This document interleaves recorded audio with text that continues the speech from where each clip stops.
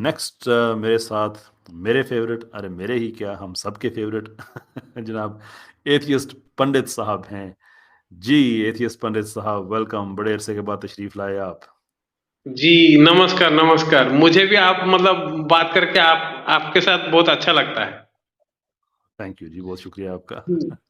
जी जी, फरमाइए। आप म ये आपके हिसाब से भगवा पाकिस्तान और कब तक हो जाएगा?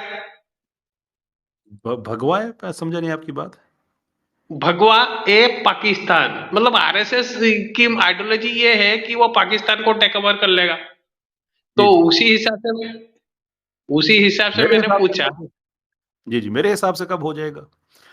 मेरे हिसाब से जिस तरह दुनिया जा रही है और जिस तरह से इंडिया के ग्राउंड रियलिटीज़ हमें नज़र आ रही हैं कि जिस तरह से वेल्थ की डिस्ट्रीब्यूशन वहाँ पे हो रही है, मुझे ये लगता है कि वहाँ पे जैसे जैसे गुर्बत बढ़ेगी, जो मार्जिनलाइज्ड एरियाज़ हैं, वहाँ पे ये तो हो सकता है कि एक इंडिया के अंदर से ही बहुत सी और स्टेट्स निकल आएँ। लेकिन ये कभी नहीं हो सकता कि इंडिया पाकिस्तान को दोबारा से वो अखंड भारत वाला ख्वाब पूरा कर ले कि पाकिस्तान को इंडिया में समो ले।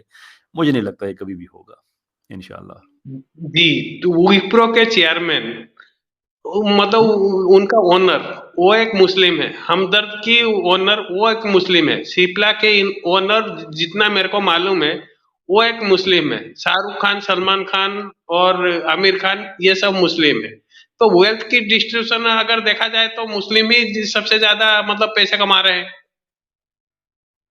तो इसमें आप क्या चाहते हैं फिर? पॉइंट क्या है आपका? पॉइंट ये है कि आप जैसे बता रहे हो वैसा आरएसएस कुछ नहीं कर रहा है। आरएसएस का खुद का मुस्लिम क्या राष्ट्रीय मुस्लिम मंच एक उनका सिस्टर और ऑर्गेनाइजेशन है। हुँ, मुस्लिम भी उनके साथ जुड़े हुए हैं। आप ठीक है। जैसा बता रहे हो दर्शकों को ऐसा कुछ नहीं हो रहा है। ये ऐसा कुछ आपको नहीं हो कहीं रहा है। मुझे ये गलत बताइएगा फहमी। कि 1980s में कभी आपने ये खबर सुनी थी कि कुछ लड़कों ने सड़क पे रोक के किसी को ज़बरदस्ती कहा कि अब तुम कहो जय श्री राम वरना तुम्हें मार देंगे। 80s में होता था ये? जी, अभी भी नहीं होता। नहीं होता। तो ये जितने हमें नहीं ये होता। वीडियोज़ नज़र आते हैं, क्लिप्स नज़र आते हैं, ये सब के सब गलत हैं ये, जो इंटरनेशनल मीडिया रिपोर्ट कर रहा है। मैंने आपको अभी आपको मैंने रेफ़रेंस दिया है अभी, कोई एक का नहीं दिया है, आपको कई ऑस्ट्रेलियन इंस्टीट्यूट का रेफ़रेंस दिया है कि जो पब्लिकली रिपोर्ट कर रहे हैं कि वहाँ पे लोगों के पास ऑप्शन ही 2 दिए जाते हैं कि जय श्री राम कहो या फिर ज़िंदगी और मौत में से कोई एक चीज़ चूज़ कर लो। बताइए, ये जी, सब गलत है? ऐसा कुछ नहीं होता। ऐसा नहीं मैं होता। रहता हूँ मतलब मेरे साथ कई मुस्लिम मेरे साथ जुड़े हुए हैं। ऐसा हुँ, कुछ नहीं होता, अगर होता भी होगा वो नेग्लिजिबल है। मतलब हुँ, वो भी 0.00001% भी नहीं है। ऐसा बिल्कुल। कुछ नहीं इससे ज़्यादा होता, नहीं है। हर एक को इक्वल अपॉर्चुनिटी यहाँ पे है। बल्कि अगर आप देखो तो मुस्लिमों को ज़्यादा सहूलियत हिंदुस्तान में मिलता है। ठीक है।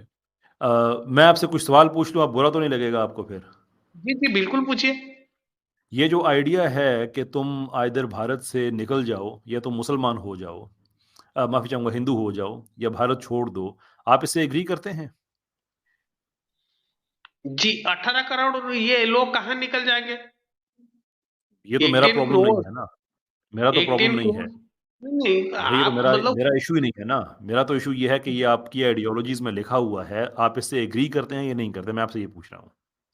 नहीं मतलब जो जिसने लिखा वो मतलब आप कुछ भी लिख दोगे वो प्रैक्टिकली पॉसिबल भी होना चाहिए ना। हुँ, हुँ। हाँ, प्रैक्टिकली पॉसिबल होना चाहिए, लेकिन अगर एक आदमी कहता है कि मैं उठ के सारी दुनिया को मार दूँगा, तो मैं इस बेस पे ये तो नहीं कहूँगा कि हाँ, ठीक ही कह रहा है इसलिए कि प्रैक्टिकली पॉसिबल नहीं है। वो जो कह रहा है वो तो गलत है। अब प्रैक्टिकली पॉसिबल तो ये भी नहीं है जैसे वो कह रहे थे कि अखंड भारत वाला जो है हम पाकिस्तान पे कब्ज़ा करेंगे। अब जी, प्रैक्टिकली ये ये पॉसिबल नहीं है तो इसका मतलब ये तो नहीं कि हम इसे कंडेम भी नहीं करेंगे। जी, ये पॉसिबल है। कैसे ये है? पाकिस्तान हमारी ज़मीन है, ये पॉसिबल है, अखंड भारत कब ना कब बनेगा। बनेगा? पक्का ख़्याल है आपका? जी, बिल्कुल बनेगा। अच्छा, मैं आपको एक ऑफ़र करता हूँ। आपका ना 1965 के ज़माने का एक टैंक लाहौर में खड़ा हुआ है। आप वही ले जाएँ ना अगर, मैं आपको मान जाऊँगा। पाकिस्तान तो सारा टैंक तो है भी आपका अपना ना। जी, वो तो सियाचिन पाकिस्तान का तो भी है। नहीं है। जी, मैं कहता हूँ अगर सियाचिन आप तो वही है। ले जाएँ, जी, सियाचिन तो आपके नाकों के नीचे से जाके ले गए तो हम वो तो वहाँ पे आपका हम जमीन तो वहाँ पे हमारे पास है। हम तो वहाँ पे थे ही नहीं। कहाँ से ले गए? अगर ये कश्मीर वाली ना देखें, इज़्ज़त एहतराम से बात का मतलब ये नहीं होता कि आप कुछ आगे कह देंगे तो आपको जवाब नहीं मिलेगा।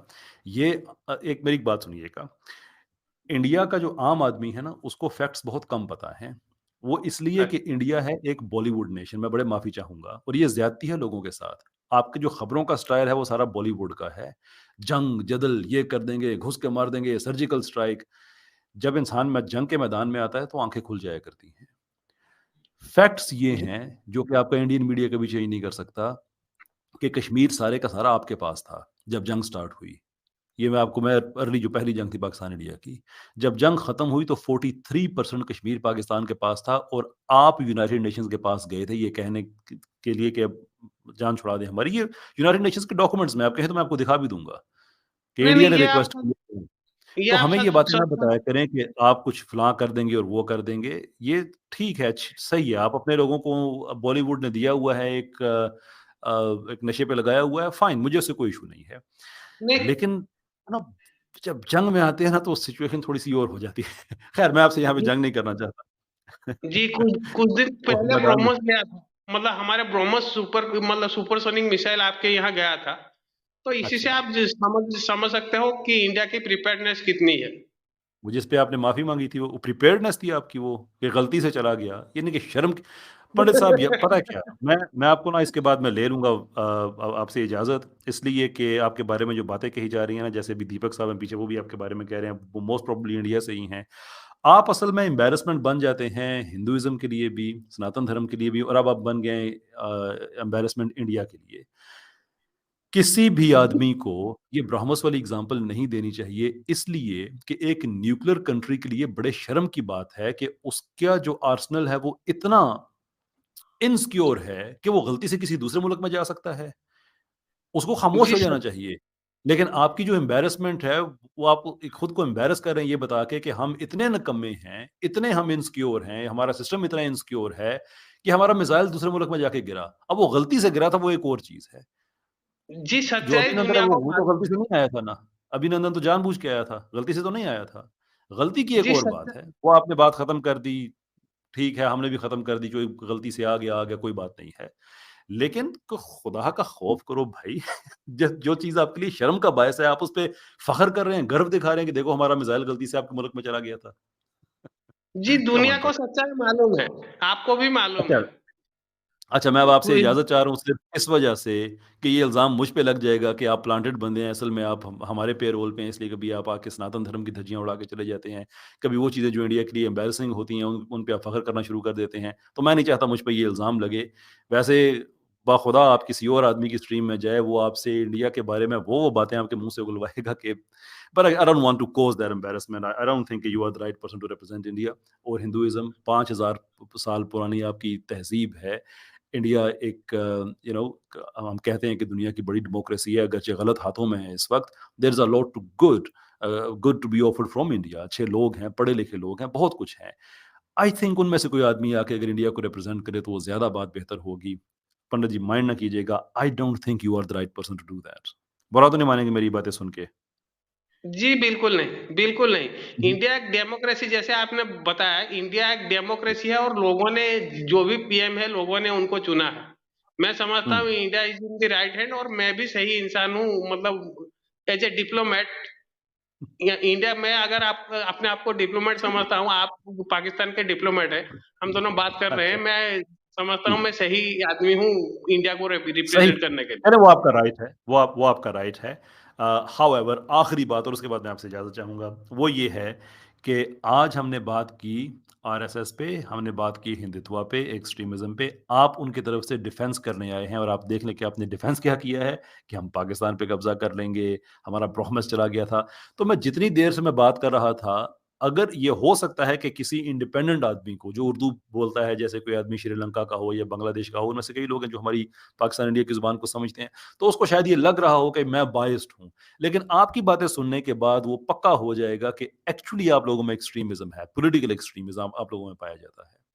ठीक है सर, बहुत अच्छा लगा, ठीक है, आप तशरीफ़ लाए। Okay, thank you next time very आपसे मच। बात होती है। थैंक यू जी, बहुत-बहुत शुक्रिया आपका।